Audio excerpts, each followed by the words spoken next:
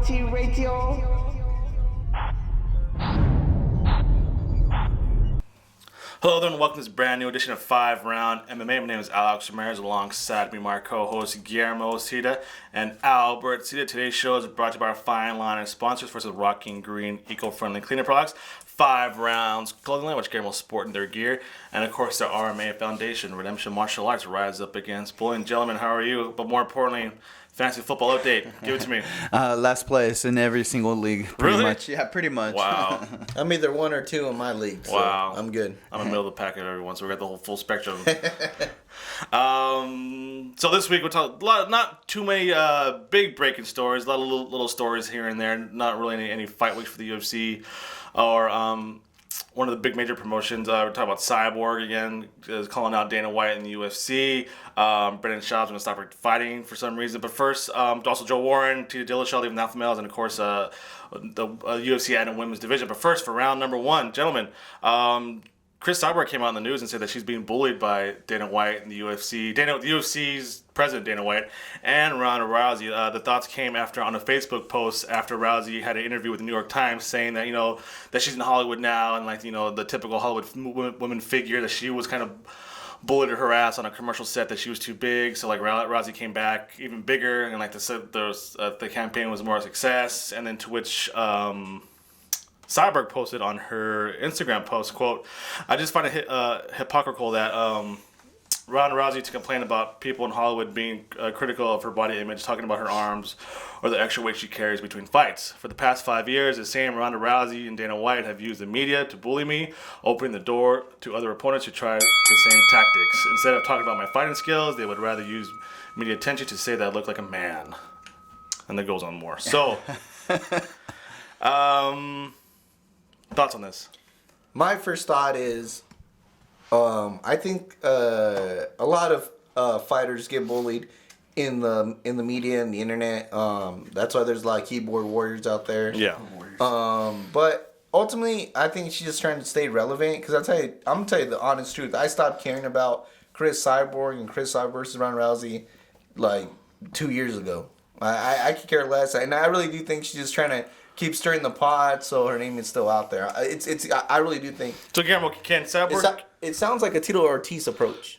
Can Cyborg gain any type of sympathy from MMA fans or the community? No, I mean, I don't feel like she's being bullied at all. I think she's trying to make it sound like she's the victim to get that Ronda Rousey fight. That's my real thinking on this. The other thing is, come on, we just saw Johnny Hendricks drop out because he didn't make weight. Yeah. I mean, you're not going to be like, oh, give me a catch weight, Tyrone Woodley. Yeah. And if I win, I'm going to be the champion at this weight class or, the number 1 contender. It doesn't work that way. If she wants to fight Ronda Rousey, she has to play by the rules, which is get down to the weight. And then she's been tested positive for steroids before, or what was it, PEDs? So, I mean, there's all these things that they use against her, but for her to clean off that image, she needs to get dropped down so she can face Ronda Rousey and call it a day. I mean, that's what everybody wants to see. She's the one holding up everything. Yeah, so basically, the whole PED or steroid drug test ruined her reputation, right? She should basically stop complaining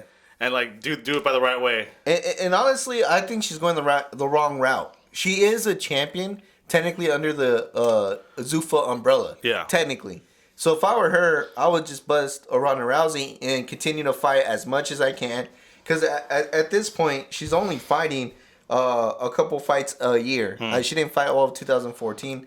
But I think she needs to get more active, get more fights, and just show her dominance. And I think if she displays something like Ronda Rousey where she seems unbeatable, then I think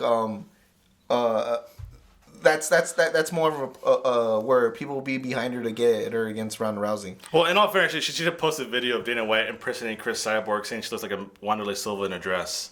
So, I mean, obviously Dana White isn't exactly the PC. Yeah, but he's not. He's like that towards a lot of people. Yeah, so is it because it's almost like online. You see how many people are getting bullied online, like body shaming, and the fact that these are female athletes and. if you want to see equality in that, but it's kind of weird that it's this new precedent, right? Because it's so much you don't see in the WNBA, criticizing their athletes for not looking a certain way, and it's obvious that the UFC and Dana White wants a certain type of fighter on the posters, correct? Yeah, imagine the president of WNBA say something like this about any of their NBA players. It doesn't matter if it's someone from the bench, third string, or you know.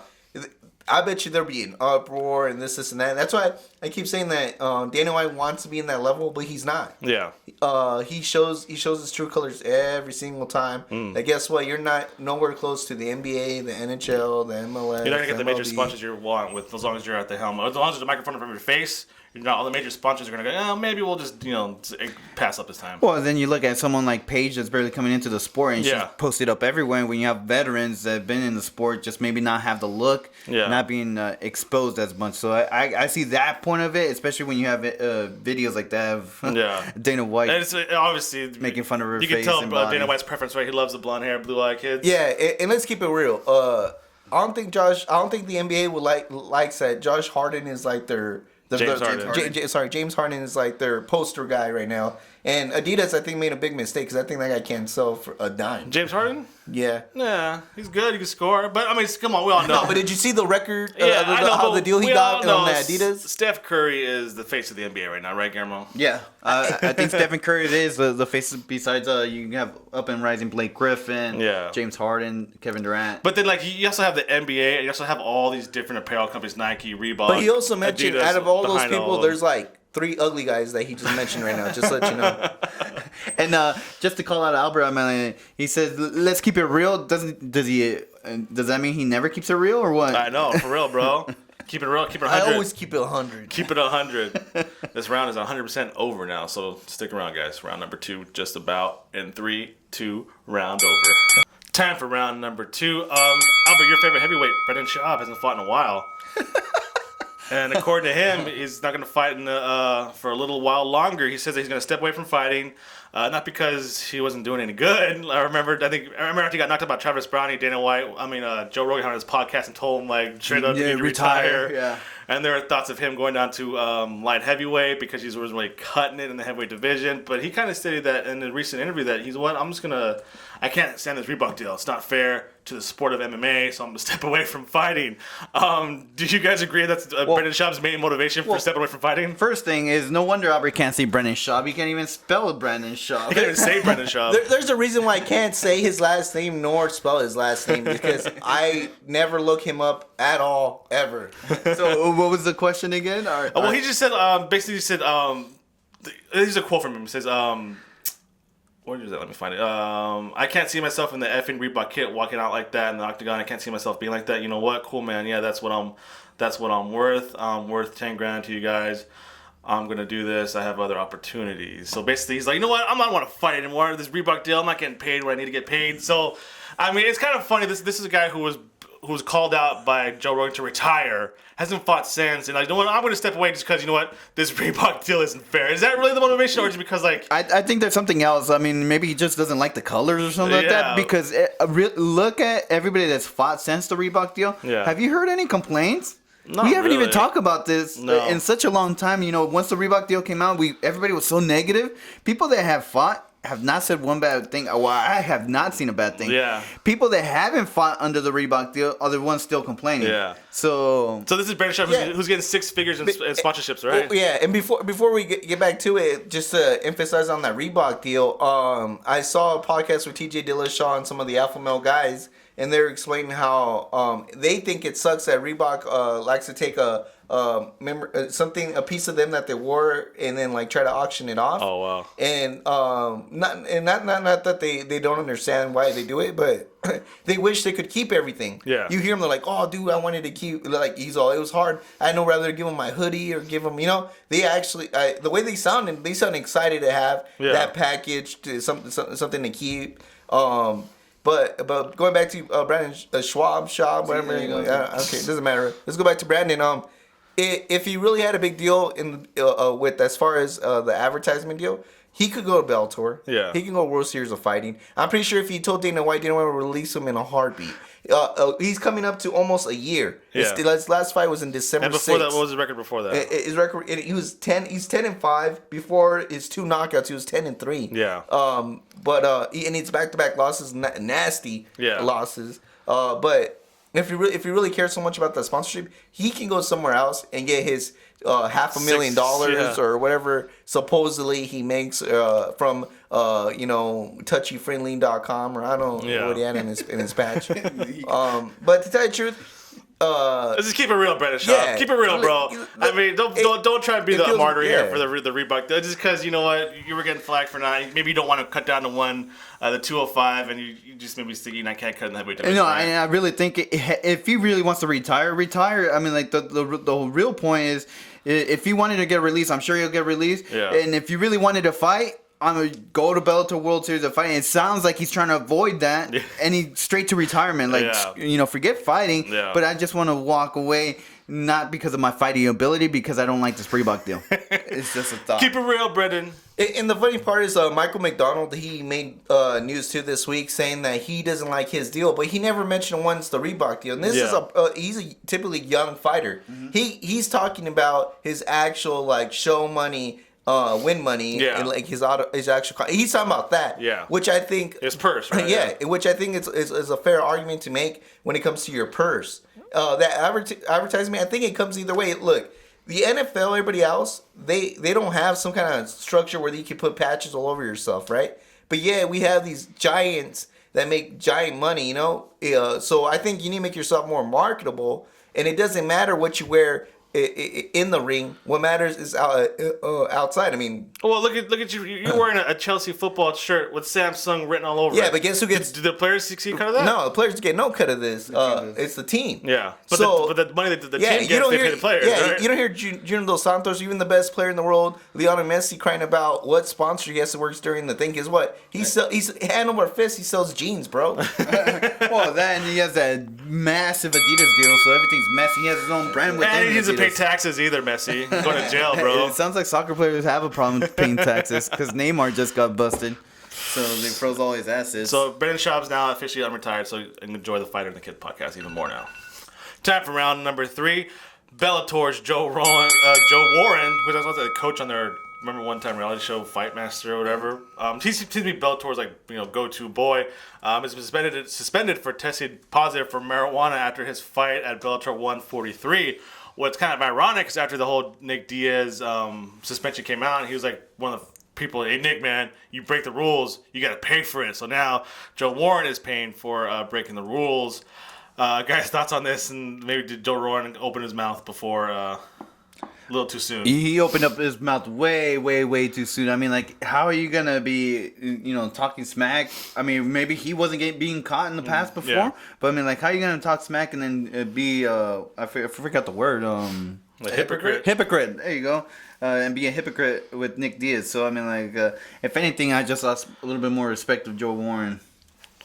My whole thing is, I really don't care what he said or whatever, but I want to see the aftermath that follows, to tell you the truth. They fought in Texas, so obviously the Nevada Athletic Commission can't really say anything, but knowing the Nevada Athletic Commission, you know how they always like to put their toes into it. I mean, I'm pretty sure if they have an event in Vegas where he attends, I'm pretty sure they're going to bring it up and make a big deal out of it, so that'll be interesting, but I think he doesn't have to stress it as much because since Bellator's game plan still is to travel through those Indian casinos, they're not gonna go to Vegas anytime soon. The other thing too, I was just reading. I don't know if you were gonna bring this up. It's a second offense.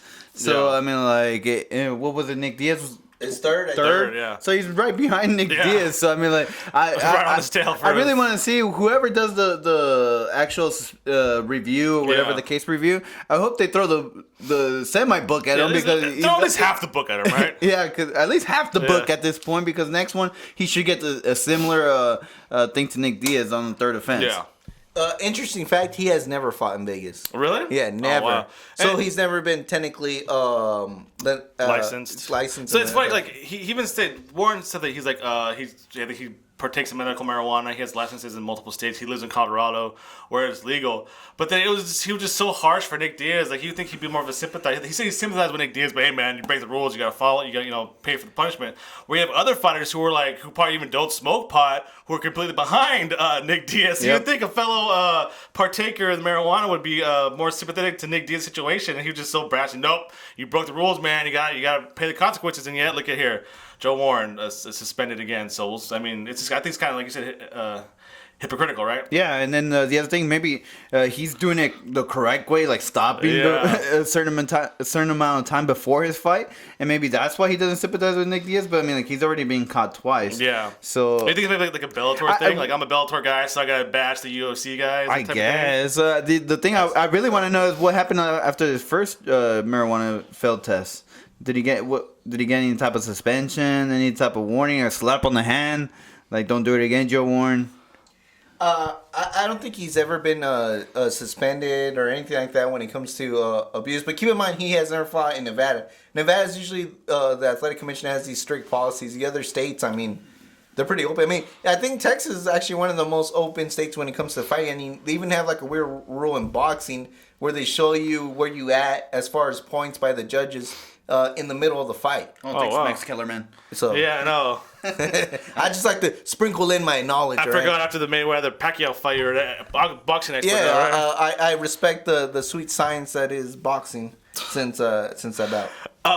So now do you think now this is kind of the marijuana's be changing now in the eyes of especially the MMA community and the MMA fighters now? You think now, hey man, there's a way you can do this and there's a way you can't do this? To be honest, I think the best thing that can happen is if UFC or someone really big gets behind him and show the scientific fact that this isn't a sports enhancer. If anything, it can be used for rehabilitation or whatever. Well, but it says Joe Warren did it for a sleeping disorder. So see, there you go. Yeah. But I just feel they really need to go and show them, like, look, this doesn't enhance you in any way. It's the same. I think it should. Doesn't make me faster in the ring, right? It doesn't make me lift more in the gym. I think it should go in the same category as it helps from the pain of that. Yeah. If anything, it should go under the same category as pre-workout. It should go in the same category as some kind of like you said, like a sleep protein supplement. Yeah, right? Protein supplement. Something. It should go in that category. Gamble, you agree? Gamble, out of the three of us, you were the highest level athlete. You play college sports. Do you agree? Sometimes you just want to relax. Well, but there's different ways to relax. I mean, I see everybody doing the ice treatment. That's what I did after my college games. You get an ice bath. I mean, I wish they had those cryogenic negative 400 degrees. Negative freeze. Yeah. All right, so stick around. We'll take a little break, and when we return with the championship rounds, TJ Dillashaw and the UFC's lack of desire to add another women's division. So stick around, guys. Welcome back. Thanks for sticking around that little short break. Time for the championship round. So round number 4, TJ Dillashaw has officially left Team Alpha Male to train with Dwayne Ludwig in Colorado. Guillermo, is this going to be the start of a pretty big rivalry? Ludwig's, what's his Muay Thai or Ludwig striking system against Team Alpha Male? Obviously, it worked for TJ Dillashaw, and I think he's sticking to it. I mean, like, he's a champ, so I mean, I would, if I was him, this would make me successful. I'm gonna stay with that successful game plan. And if they can't provide it for me at Team Alpha Male, then I'm gonna leave to Team Alpha Male. Just remember, Urijah Faber structured Team Alpha Male, but at the end of the day, it's structured kind of in his vision. So it's for him. He tries to help out the fight.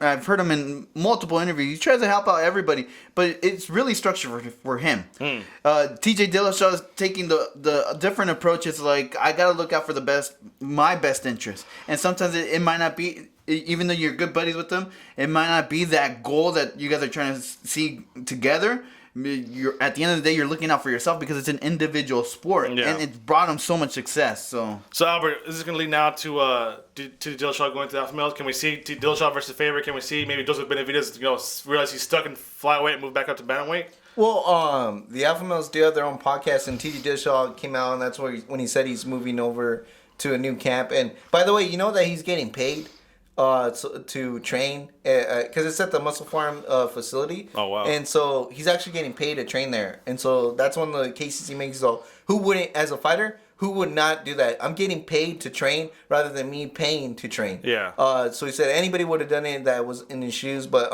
anyways, he made it seem like he was still going to be cool with everybody, and that if he was allowed to, he would still come and help some of the guys out. So he made allowed to. He emphasized it. That's the. So Urijah Faber lets him back in the doors, or how does that go? I don't think we're gonna see a whole alpha male versus TJ Dillashaw, but we might see Urijah Faber versus TJ Dillashaw. I think there's an underlining there. I think they're gonna say they're friends or whatever. But then if Urijah Faber gets the opportunity, I'm pretty sure he will take it. Well, because it goes to like remember when Dwayne Ludwig was the coach of alpha male, and then he left. It was kind of him and Urijah Faber had some War of the Worlds, and then obviously it came to all well, my boy really there was always TJ Dillashaw, just what Dwayne Ludwig said. So that kind of the riff you kind of start there, right, Guillermo? The break right there. Oh yeah, definitely. And then the other thing is, there's this underlying story between TJ Dillashaw and TJ Dillashaw. I really think what the feeling I get is that there's a passing of the torch, but the person that has the torch doesn't want to pass it down. At least not yet. Or maybe to the wrong. You think maybe. Like when Urijah Faber started, okay, yeah, Money Mendez is gonna be my guy. I'm gonna give him next, Benavidez to be champion. Did they really? You think they really saw TJ Dillashaw as a champion? Like no, but when they were training. That's the whole point. Maybe he wanted so bad to give it to Mendez, but Mendez just can't capitalize. I wanted so bad to give it to Benavidez, but he just can't capitalize. But TJ Dillashaw's no, that's not the guy I want to be the face of Team Alpha Male. I know. I don't think that. You don't think that? Yeah, I don't think he was. I think they're really cool. I just think at the end of the day I still think I'm better than TJ Dillashaw. Okay. He's coming along. It's just he has a little bit left. I still have for Urijah Faber. I still have a little bit left in the tank, and I think that's what the whole main rivalry is he won't relinquish his 100% support that hey, this guy is better than me. At the end, and I think TJ Dillashaw senses that. So, go ahead, Albert. I just want to make the point that it was Urijah Faber that kind of pushed for that TJ Dillashaw to have that battle against Tanner Burrell. If you remember the last time Urijah Faber lost Tanner Burrell, so screw it, give TJ Dillashaw a shot. So he was supportive as far as him getting the title. Yeah, I don't think there was much expectation to that bout, to tell you the truth. But I think it all comes down to to tell you the truth, I knew something like this was eventually going to happen because the alpha males have a lot of fighters in the same weight class, and if you keep getting these top athletes, I mean, there's going to come a point where this was bound to happen. Yeah. Like you said, it didn't turn out that Chad Mendes won it or Joseph Benavidez, but somewhere it had it somehow because I mean I like Joseph Benavidez at 135, but he dropped to the flyweight because everyone said that he should really be a flyweight fighter. And now I really don't know where he performs best because I don't train with the guy, so I don't know how he really performs the best. But I thought he did really good at 135 before moving to flyweight. But I don't know if that was just a decision that was made because Urijah Faber was trying to establish himself in that bantamweight division. So I knew this was eventually going to happen. It just finally happened. I mean, you saw the plan was part of there, but that's it. Anyways, F round number 4. But you said maybe Urijah Faber, okay, I'll be champion 145. Yeah. Or Mendes at 145, me at 135, and Benavidez at 125. Whereas TJ Dillashaw and all that talk. Yeah, exactly. So we'll see where the story continues. So that's it for round number 4, guys.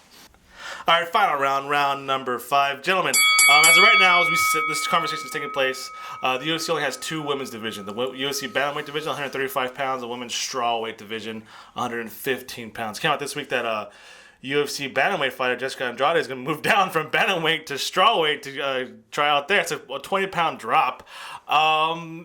Have you guys ever heard of even a male fighter dropping 20 pounds to compete in weight classes? But this is only if she wants to fight in the UFC, she has to compete in these 2 weight classes. Is this fair? And the funny part is, for women, it's harder to drop those drastic weights than it is for the guy fighters. Just from what I've been told. I mean, look at Chris Cyborg, for crying out loud. She's 10 pounds. She's crying about the 10 pounds, but she says she initially makes a 20-pound cut, which is a lot it's a lot for a guy, and I think for a woman, I think it's harder because I think it's harder for them to actually shed that quick weight like the guys do. And then you talk about what examples: BJ Penn, Diego Sanchez. Yeah, but BJ Penn and Diego Sanchez, they're just because I don't know if I cut weight, I'm gonna go fight a heavyweight now. But I mean, I was over the years though. But but it's not like he went from heavyweight to lightweight. He went from heavyweight, light heavyweight, middleweight, okay. welterweight. You know what? The issue's not weight cutting. and let's be honest, in the men's side as well, the problem's not weight cutting. The problem is you dilute the actual organization by making all these different weight classes. I know we've talked about it in the past about making all these different weight divisions like they do in boxing, but the women's division is so brand new that's the reason why you only have 2 classes. If you guys start creating more classes, it's gonna water down the fighters that we already have. Right now, we're already talking about who's left in contention for Ronda Rousey, and then yet you're gonna divide that in half by creating this middle division. 125 pound. Maybe? Yes, I mean, to me at this point, I see it in the future, but just not right now. Right now, it's still establishing itself. What's gonna happen once Ronda Rousey leaves? What's gonna happen if Joanna doesn't become this megastar or Paige doesn't become this megastar? It's just gonna get watered down. Have more like subpar women's if they can't even do it for the men's, and the men's, I think that there's a lot of you go from 155 to what 175. Mm-hmm. 20-pound difference or 170. Yeah. I think there should be a weight class in between there, but you still don't see it because it's gonna be watered down. Or from middleweight to light heavyweight, right? 180 to 190, 205. Yeah, but I do have a little disagreement. I mean, I think if they would have made a heavier weight division above Ronda Rousey, I think it'll be cool because if you have someone that uprises from this division, you could potentially have Ronda Rousey moving up a weight class, saying like, okay, I'm gonna show you I'm the baddest woman in the world and get more than one title. Lies your problem right there. The one division above Ronda Rousey is 145 pound. Yeah. Who's rated 145 pound best woman fighter in the world? Chris Cyborg. So you can see why they're not going to touch 145 pound division anytime soon because more likely. But I'm just saying, UFC can't justify having a 145 pound division and not having Chris Cyborg on the roster. So yeah. So that's not going to happen anytime soon. So it's more likely that's why they're going down. Yeah. We'll start with 105 maybe next. What they said? Okay, we'll start with strawweight. Then maybe we'll do a 105 pound weight, right? Yeah, that's what they're throwing. I think atom weight. Yeah. So it's like they're going down. They don't want to go up just for that fear of because then they can't justify Cyborg coming in on her natural weight and then like, oh, why doesn't Ronda Rousey come up here? But I mean, 20 pounds is a lot. I mean, but I guess for the lack of depth in the women's fighting. But then Invicta has a lot of fighters too. So maybe the UFC's not ready to, I guess, expand its women's divisions yet. If you really look what happened in the UFC when we were talking about the lower weight classes, what did they go do?